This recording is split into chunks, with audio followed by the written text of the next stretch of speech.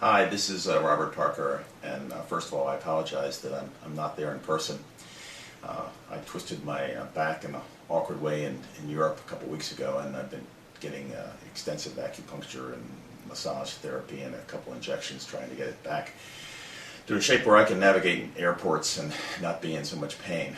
But I would love to be there. It's a very special day for me, and I apologize profusely for not being there. And I hope this video acceptance helps a little bit minimize my absence. I know Park Smith, I asked to, a dear friend of mine, I asked to introduce me, and I know he's there, and I haven't seen what he's written, and I haven't heard yet as I'm taping this what he said about me, but Park's been a dear friend of mine for a long time, so I'm not too worried about what he said, and I'm sure it was very generous and very gracious. So Park, you're an older brother to me, and you've been full of wisdom and advice, and of course you have the greatest wine cellar I've ever seen in my life, and I'm just very proud to be a dear friend of yours, and thank you for coming out and introducing me.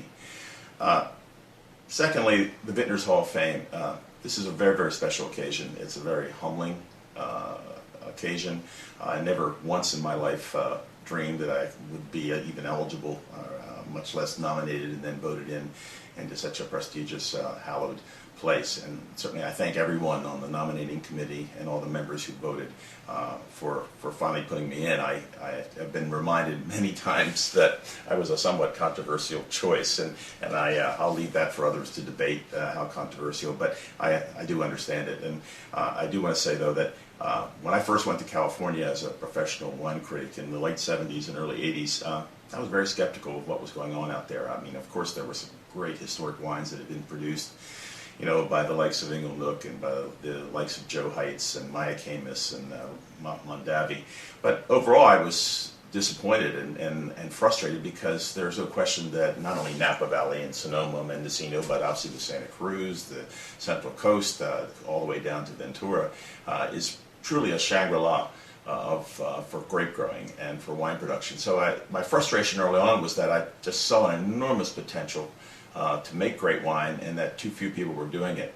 And of course, gradually, from the mid to late 80s and then into the 90s, and really since then, all that skepticism is turned into a very bullish advocacy for California, and that I think I have an enormous today, 2013, what California has accomplished over the last 20 and 30 years by so many different people, young men and women with a great vision and great commitment to quality, has given me a great deal of pride in my own country. It's given me great joy, because I'm a wine consumer at the end of the day, like most people that drink wine are.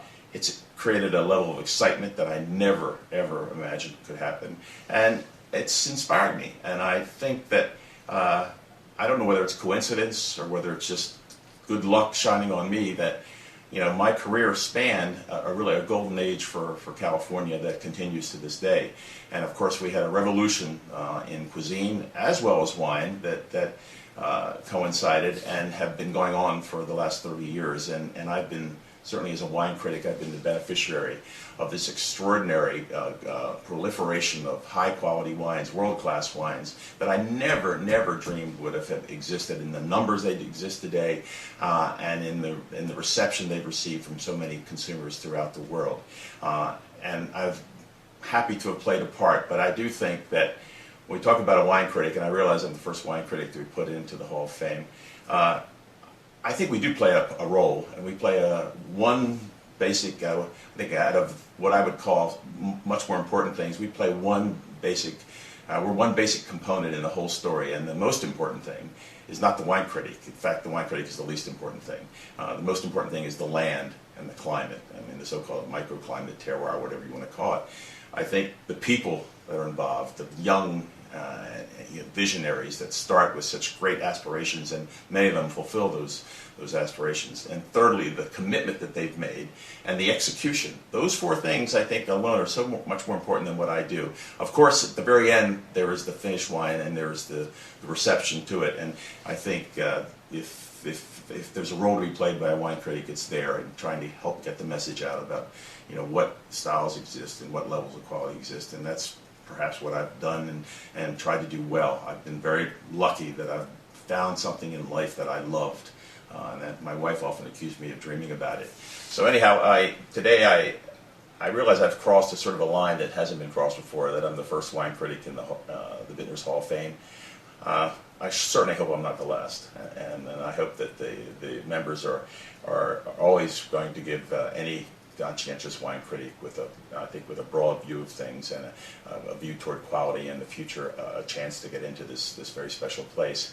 I accept this award today with a great deal of humility, with gratitude, satisfaction, and obviously just the thrill of it. I mean, it really is quite thrilling, and that's why it's so frustrating not to be there in person. But I also accept it on behalf of all the great vignerons, the winemakers and wine producers and owners, and who have really taken all the risk, have made these wines, and have given me and so many other people so much joy through what they've achieved. I can't thank you enough. My wife's not here. She's taking care of me in Moncton, Maryland, and I want to thank her because she's been with me every step of the way.